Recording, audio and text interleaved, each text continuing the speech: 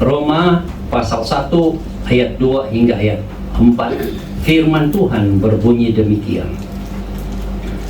Injil itu telah dijanjikannya sebelumnya dengan perantaraan nabi-nabinya dalam kitab-kitab suci tentang anaknya yang menurut daging diperanakkan dari keturunan Daud dan menurut Roh Kekudusan dinyatakan oleh kebangkitannya dari antara orang mati bahwa ia adalah anak Allah yang berkuasa, Yesus Kristus Tuhan kita. Oleh kebangkitannya dari antara orang mati, bahwa ia adalah anak Allah yang berkuasa, Yesus Kristus Tuhan kita. Kebangkitan Kristus yang paling penting mengajar kita bahwa dia berkuasa atas maut. Dia mengalahkan kematian dan dia hidup. Dan saat ini dia tetap hidup sebagai Tuhan yang kekal, yang Alfa dan Omega. Mari saya bawa saudara kembali dalam narasi mengisahkan murid-murid Yesus, bagaimana melihat dan meresponi kematian Kristus. Saat Kristus mati dan dikuburkan, semua orang tahu, tentara Romawi tahu, para pemimpin agama Yahudi tahu, dan murid-murid Yesus tahu. Tahu di mana dia dikuburkan. Dan mereka mengatur segala hal berkaitan dengan penguburan itu. Namun satu hal yang dihadapi oleh para murid adalah mereka mengalami kekecewaan yang amat besar. Seperti kita saat kehilangan orang yang kita kasihi, pasti hati kita akan bersedih.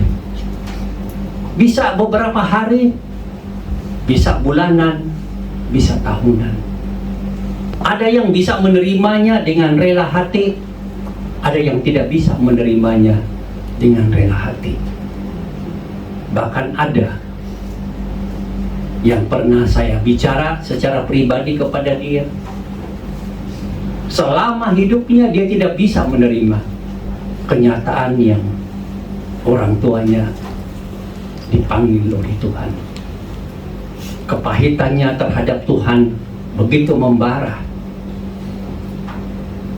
Saya tidak bisa berbuat apa-apa, saya hanya bilang, kalau orang tuamu itu sakit-sakitan, maukah engkau melihat dia hidup sakit-sakitan sampai pada usianya saat ini? Dia tertunduk dan dia tidak bisa menjawab apa-apa. Saya katakan, bukankah kalau Tuhan sudah memanggil dia ke dalam kerajaan surga, itulah yang terbaik bagi dia?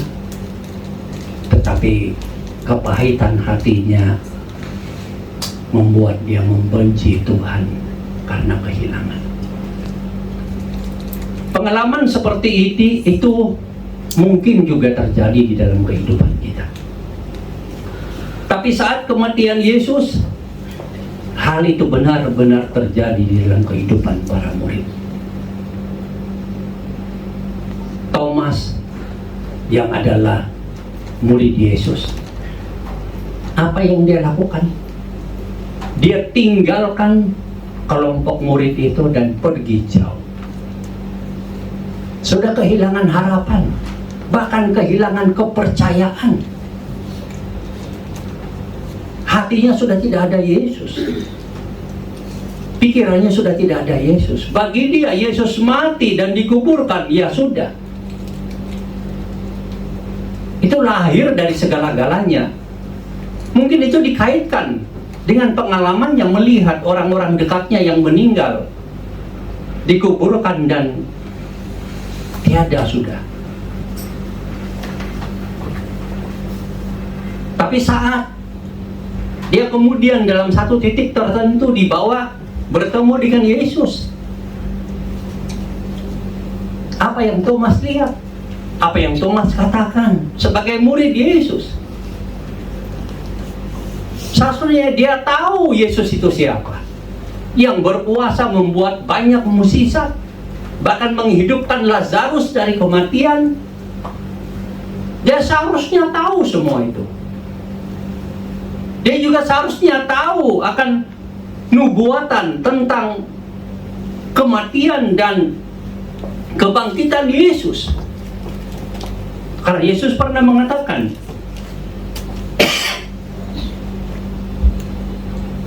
dia akan dikuburkan dan pada hari yang ketiga dia akan bangkit dari kematian.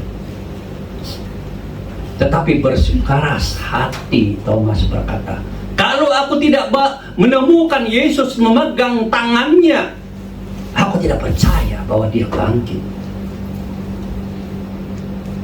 Lalu Yesus dalam suasana yang sunyi dan tenang datang ke hadapan murid-muridnya, memberikan salam damai sejahtera aku berikan kepadamu. Lalu dia memanggil Thomas yang kebetulan hadir waktu itu. Entah kemana saja dia, tapi waktu itu dia ada di situ. Dan Yesus katakan, lihatlah tanganku, peganglah, inilah aku. Aku bukan hantu seperti yang kamu pikirkan. Aku bukan seperti yang kamu pikirkan, mati dan sudah tiada. Inilah aku. Peganglah. Begitu Thomas memegang, dia hanya bisa berkata, berlutut dan katakan, ya Tuhanku dan Allahku. Tadinya dia bersikeras, tidak percaya, melarikan diri, kehilangan hati terhadap Yesus. Namun saat melihat Yesus bangkit dari kematian dan berbicara kepada dia, hatinya berubah, kata-katanya berubah. Ya Tuhanku dan Allahku. Seharusnya kita juga memiliki hati yang sama. Walaupun kita tidak seperti pengalaman Thomas, tetapi kita seperti yang Yesus katakan kepada Thomas, kamu melihat baru kamu percaya. Tapi berbahagialah mereka yang tidak melihat namun percaya. Itulah kita. Kita tidak pernah melihat Yesus secara jasmani. Kita tidak pernah melihat kubur Yesus. Kita tidak pernah melihat kebangkitan Yesus dan memegang tangannya. Tapi kita adalah orang-orang yang firman Tuhan katakan, berbahagialah kamu karena kamu tidak melihat namun percaya. Inilah kebahagiaan sesungguhnya yang Yesus telah berikan kepada kita. Kita percaya kepada Yesus, dan itulah kebahagiaan kita. Kita mengikut Yesus, itulah kebahagiaan kita. Kebangkitan mengubah segala-galanya. Dari kekecewaan menjadi suatu pengharapan yang memberikan semangat. Murid yang lain, Petrus dan kawan-kawannya, yang firman Tuhan katakan mereka itu adalah orang-orang yang bekerja sebagai nelayan, yang tiap hari kerjanya pergi ke danau dan menangkap ikan untuk keperluan keluarganya dan orang lain yang memerlukan. Ketika bertemu dengan Yesus, Yesus memanggil dan mereka meninggalkan jalannya dan segala alat-alat menangkap ikan ditinggalkan begitu saja dan berlari mengikut Yesus. Oh, mereka tahu siapa Yesus. Petrus membela Yesus mati-matian. Tetapi saat mereka tahu Yesus mati disalib dan dikuburkan, Petrus kecewa. Apa yang dia katakan? Ya sudah, aku kembali menangkap ikan. Aku kembali kepada profesiku yang dulu. Aku tidak mau lagi bicara tentang Yesus. Mengikut Yesus aku tidak mau. Teman-temannya yang lain yang seprofesi dengan dia juga berkata, aku pun mau ikut kamu. Maka mereka pergi menangkap ikan. Tetapi usaha yang mereka lakukan tidak menghasilkan apa-apa. Tapi kemudian mereka tahu Yesus yang sudah bangkit itu. Mengenal Yesus yang sudah bangkit itu memberikan kekuatan, memberikan harapan. Petrus yang tadinya basa-basi menjawab Yesus, Petrus, apakah engkau mengasihi aku? Ya Tuhan. Kira-kira begitulah hatiku. Basa-basi.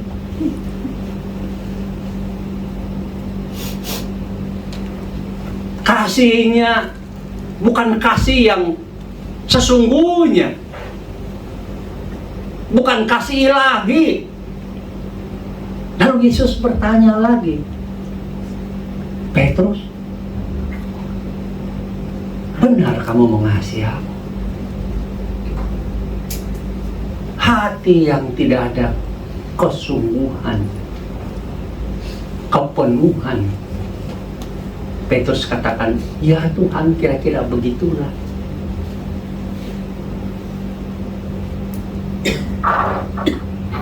Akhirnya Petrus yang hatinya ini sebenarnya sudah tidak ada harapan. Yesus tanya pertanyaan yang ketiga kali, Petrus, apakah engkau mengasihi aku? Akhirnya dia jawab jawaban ini, Tuhan, kau tahu hatiku, aku mengasihimu. Itu adalah pernyataan yang mengatakan bahwa engkau Allah yang hidup, yang berkuasa, yang tahu apa yang ada di dalam hatiku. Dan aku sekarang menyatakan kesungguhan, kesejatian, kasihku tanpa syarat kepadamu. Ya mungkin waktu-waktu yang lalu ketika bertemu dengan Yesus dan mengikut Yesus, kasih Petrus itu adalah bersyarat. Kalau banyak berkat, ikut Yesus baik-baik. Kalau jalannya indah, oh berlari-lari mengikut Yesus. Suaranya begitu memanggil Yesus berulang-ulang. Tapi saat ada masalah, dia tinggalkan Yesus, dia sangkal Yesus. Bahkan firman Tuhan katakan 3 kali dia menyangkal Yesus. Bayangkan, kalau ada teman baikmu yang bersama-sama dengan engkau bertahun-tahun berada dalam satu situasi di mana engkau dituduh melakukan satu kesalahan dan harus dihukum sesuai dengan aturan hukum yang ada. Dan engkau memberitahu temanmu bahwa berikanlah kesaksian bahwa aku memang tidak bersalah kan? Engkau lihat kan? Engkau tahu kan? Tapi teman baik mengatakan, sorry saya tidak mengenal orang ini. Bagaimana perasaan saudara?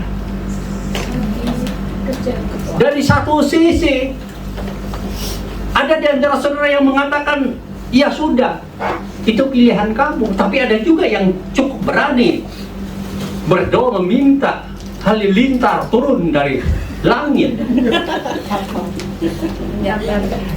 Normal sekali. Kalau ada hal-hal baik, temanmu itu baik sekali. Begitu hal-hal yang buruk terjadi, temanmu itu berubah. Makanya ada pepatah mengatakan, ada pepatah yang berkata begini,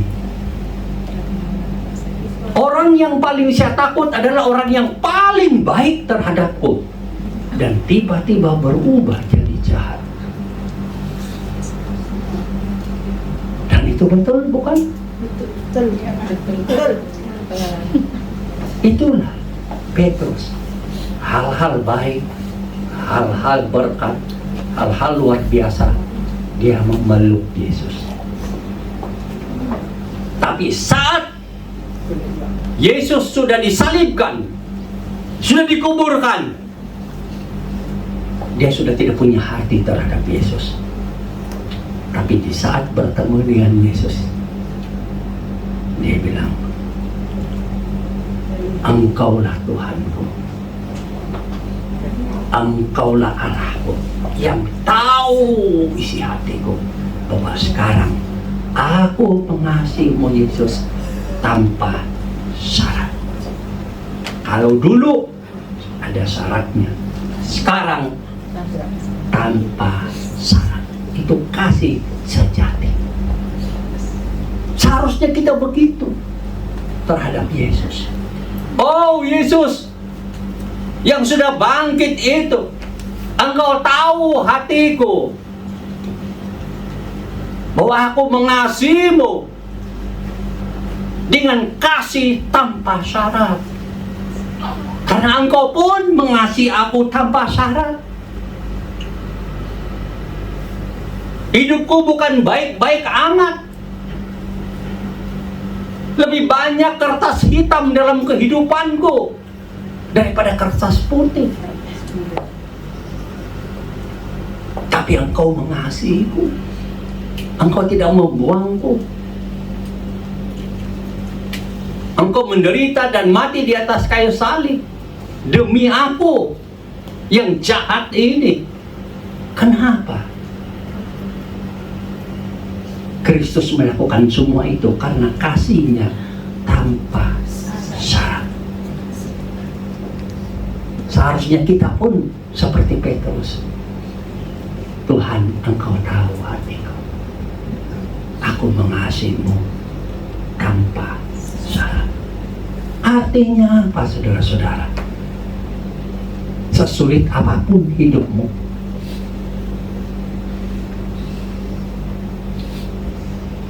separah apapun situasi dan pergumulan hidup yang sedang kau alami, engkau tetap memiliki hati yang berkobar-kobar terhadap Tuhan. Engkau tidak mengikut Yesus karena engkau dilimpahi berkat semata-mata. Karena jalan hidupmu baik-baik saja, tenang-tenang saja. Tapi engkau memilih mengikut Yesus dan percaya kepada Yesus karena Dia adalah Allah, Tuhan yang telah bangkit itu dan hidup sampai saat ini. Kebangkitan Yesus membuktikan bahwa Dia adalah Allah, Dia adalah Tuhan. Ini yang paling penting. Mengajar kita, menyatakan kepada kita bahwa Allah yang kita imani ini, Tuhan yang kita imani ini hidup sampai saat ini. Bayangkan dalam pikiran saudara, Saudara mengikuti suatu kepercayaan, dan yang saudara percaya itu mati dan tidak hidup-hidup sampai selama-lamanya. Bagaimana hati saudara? Tapi Yesus beda, bukan? Memang dia hebat, memang dia menderita, memang dia mati, tapi dia bangkit. Menyatakan apa? Dia adalah Tuhan yang berkuasa,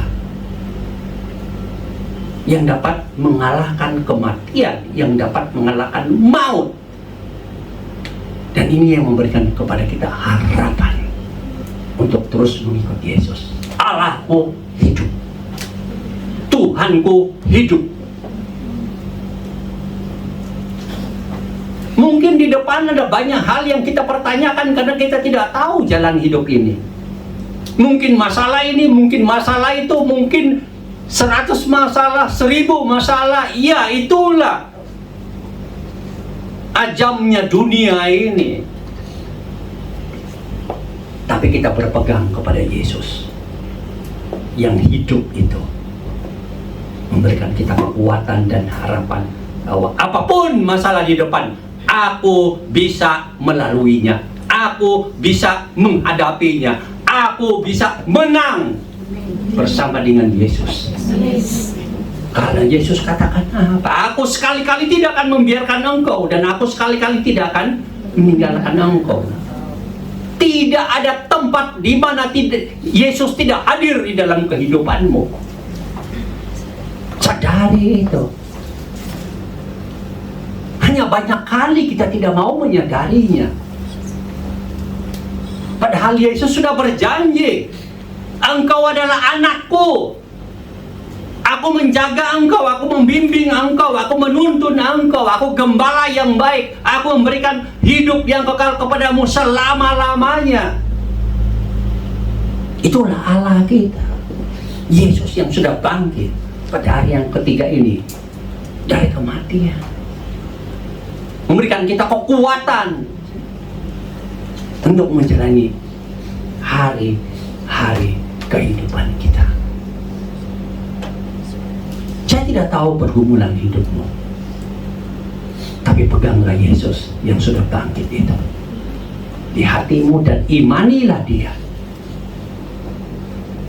dan harapkanlah pertolongan dan mujizatnya di dalam kehidupanmu, karena Dia hidup, Dia bersamamu, dan Dia ada di hatimu. Amin. Amin.